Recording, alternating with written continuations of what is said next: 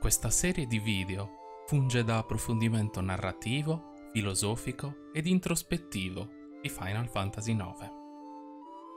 Questo gioco ha ricevuto l'amore che merita soltanto da qualche anno a questa parte, nonostante una calda accoglienza della critica fin da subito. Purtroppo, molti hanno difficoltà nel superare lo scoglio iniziale della grafica cartunesca, del mondo colorato e dei toni scanzonati. Il mio scopo non sarà quello di farvi cambiare idea riguardo al gioco, al personaggio o all'argomento in questione, ma mi limiterò soltanto a darvi la mia visione delle cose di un gioco che amo con tutto il cuore. Prima di cominciare, vi ricordo che potete iscrivervi al canale tramite il pulsante rosso qui sotto e che con un like ed un commento potrete aiutarci a crescere e a portare sempre più contenuti con maggiore frequenza e qualità. Io sono Steve e oggi parleremo del millenario piano di Garland.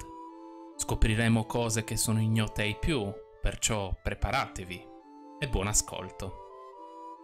Garland è l'amministratore della salvaguardia di Terra, colui che è stato incaricato di riportare il suo pianeta ai fasti di un tempo. Terra, mondo che ha sviluppato potenti magie e una civiltà incredibile, si sostenta e mantiene la sua prosperità assorbendo i cristalli degli altri pianeti. Per fare questo viene attuata la cosiddetta fusione. Cos'è la fusione, quindi? Essa è un procedimento che prevede la forzata assimilazione del cristallo di un altro pianeta, facendo diventare il suo flusso di anime parte di quello di Terra stessa. L'unica condizione è che debba essere attuato su un cristallo puro, ovvero uno che non abbia ricordi, memorie e di conseguenza una civiltà, un pianeta appena nato, insomma. Perché è così importante acquisire il cristallo? Cosa rappresenta? Il cristallo, al centro di ogni pianeta, è ciò che dona un'anima alle creature che ottengono la vita e allo stesso modo le anime dei morti confluiscono nuovamente in esso, con le conseguenti esperienze e memorie dell'individuo. Da qui si creano nuove forme di vita, sempre più avanzate, poiché in possesso dei ricordi e delle esperienze passate dei propri antenati. A seconda della salute del pianeta, delle sue civiltà, il bagliore del cristallo è più o meno intenso ed è rappresentato da un colore distinto, che per Gaia è blu e per Terra è rosso. Nel momento in cui non vi è più evoluzione nella specie, ovvero quando i ricordi ottenuti dalle anime dei morti non sono più in grado di dare qualcosa alla civiltà futura, il cristallo ed il pianeta non evolvono ulteriormente, iniziando invece un lento deterioramento fino a tornare al nulla, sia a lui sia al pianeta stesso. Il cristallo di un pianeta che svanisce ritorna al cristallo originale, quello del mondo di cristallo, e da lì un nuovo pianeta nascerà, e così via. Capite bene quindi che l'importanza del cristallo nella fusione è cruciale, in quanto Garland ruba la vita dei cristalli giovanissimi per prolungare quella del nucleo di Terra. Purtroppo però, Gaia, per quanto giovanissimo pianeta, aveva già una sua civiltà, dei ricordi ed un cristallo ormai non più puro e intonso. Garland, non avendo tempo di cercare un altro mondo, viste le condizioni precarie del suo, tenta comunque la fusione, incappando in un risultato catastrofico e un'unione soltanto parziale. Gaia ne esce distrutta in superficie e privata della vita, mentre Terra rimane vittima del flusso di anime di Gaia, più potente di quello morente del pianeta attaccante. Ecco perché la fusione deve avvenire ai danni di pianeti vergini, poiché il flusso di Terra nel momento del deterioramento è debolissimo e non è in grado di sopraffare gli altri. Alcuni luoghi provenienti dal pianeta di Garland rimangono nella superficie di Gaia, come Oeilvert o il castello di Ibsen, e nel cielo si innalzano durante la notte entrambe le lune, la rossa di Terra e la blu di Gaia. Entrambe ora orbitano attorno allo stesso pianeta. I colori sono dipendenti da quello del cristallo, da cui traggono energia anch'esse. Lo stesso pianeta Terra si fonde con l'altro, rimanendo all'interno di esso e non fuori. Un'altra conseguenza di questa mezza fusione è la sovrapposizione dei due flussi delle anime e persino delle anime stesse, che possiederanno due parti distinte, una di Terra e una di Gaia.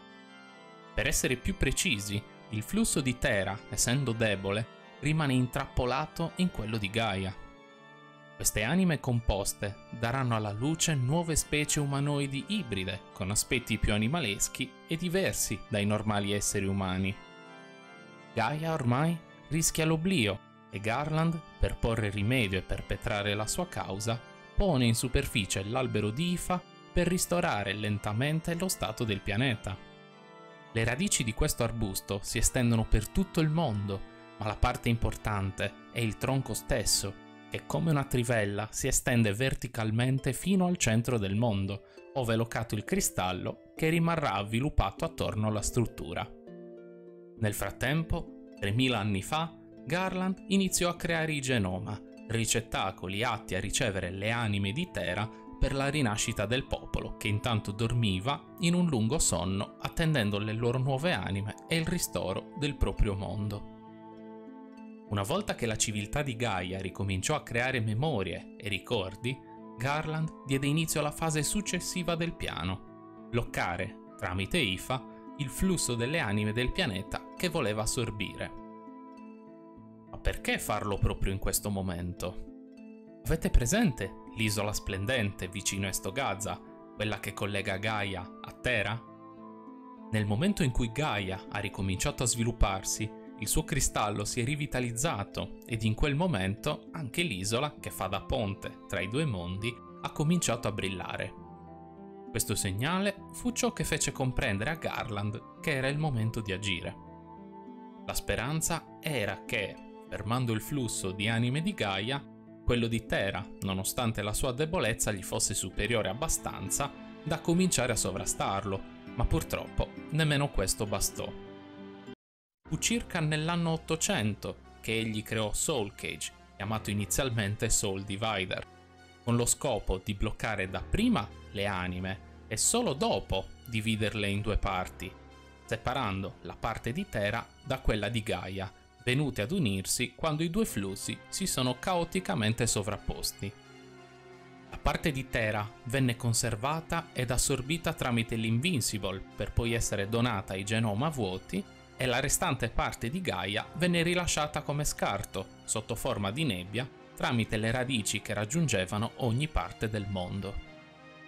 Essa formava i mostri e instillava uno spirito bellicoso negli abitanti del bel pianeta. In questo momento storico, il flusso di anime di Terra accelera di molto e la sua rinascita sembra ormai solo questione di tempo.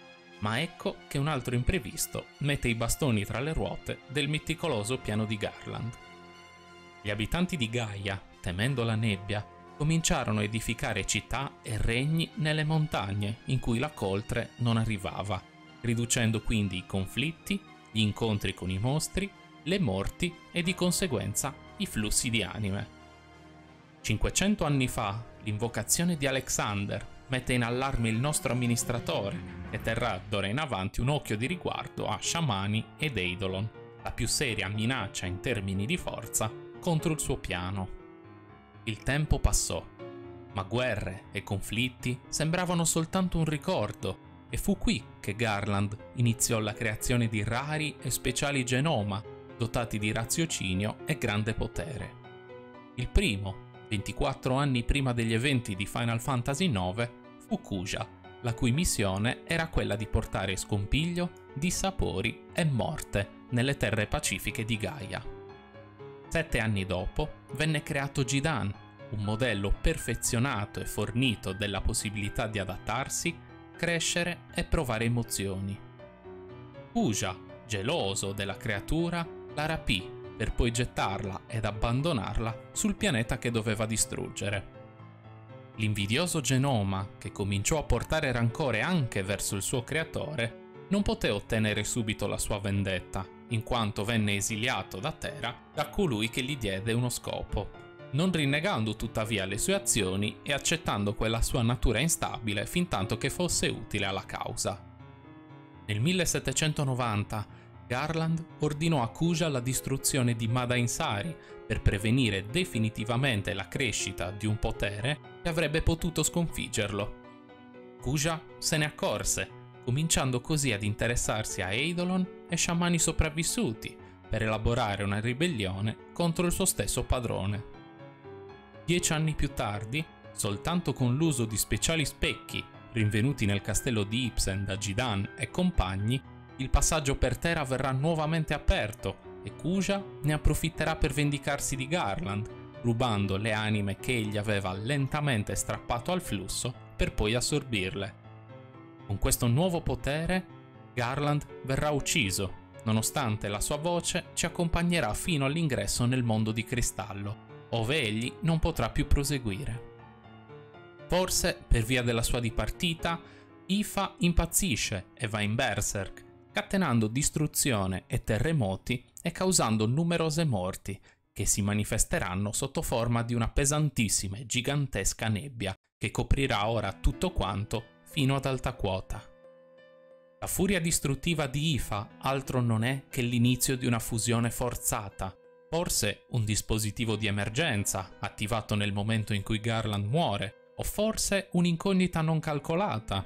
Fatto sta che questa fusione verrà interrotta nel momento in cui Necron, entità di cui parleremo nello specifico prossimamente, perirà o comunque verrà sconfitta.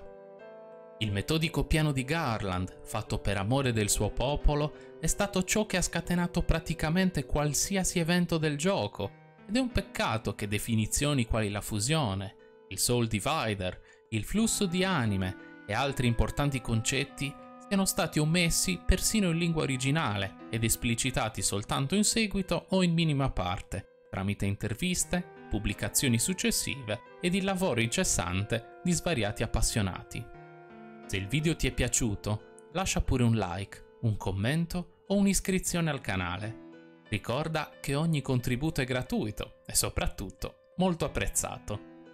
Noi, come sempre, ci vediamo al prossimo video.